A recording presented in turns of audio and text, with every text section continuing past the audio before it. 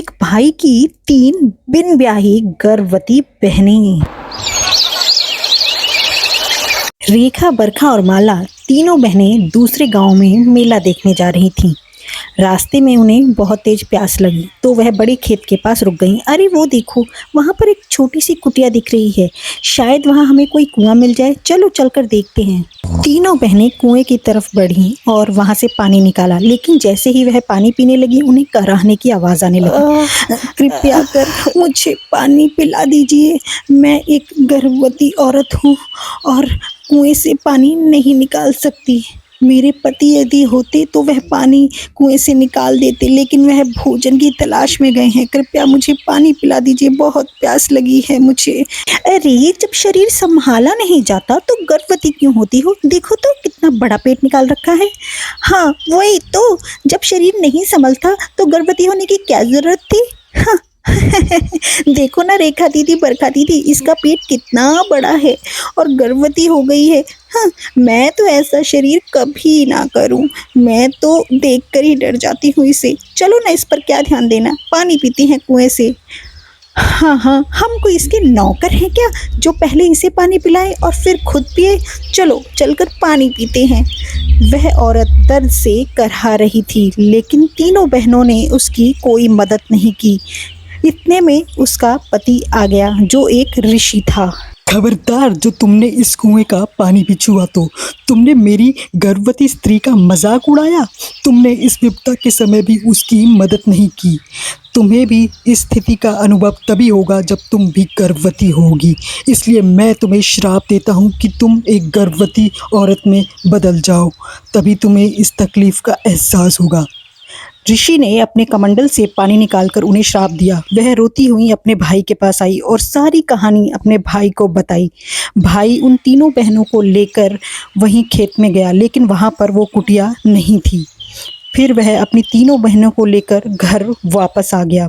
उसकी तीनों बहनों को गर्भवती देखकर गांव के सभी लोग बातें बनाने लगे थे कि आखिर मामला क्या है। भैया, अब क्या होगा? हे भगवान, इन तीनों को ये क्या हो गया? अब मैं इनके ससुराल वालों को क्या जवाब दूंगा? इनकी तो सगाई भी हो चुकी है। मैं उन्हें कैसे यकीन दिलाऊंगा कि यह बिन ब्याही गर्भवती कैसे बनी? भैया, आप हमें गला घोंटकर मार दीजिए। हम लोगों की वजह से आपकी कितनी बदनामी हो रही है। अब हमें जीने का कोई हक नहीं है। भैया, मार दीजिए हमें। अरे, तू ये क्या कह रही है रेखा? तुम तीनों बहनें मेरी जान हो। और चलो, कोई बात नहीं, हम शिवजी के मंदिर चलते हैं। वहाँ पर क्या पता हमें ऋषि और उनकी पत्नी मिल जाए।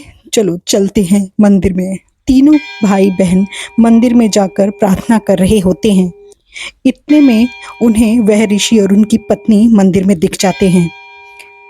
वो देखिए भैया, वहां पर हमें ऋषि और उनकी पत्नी मिल गई।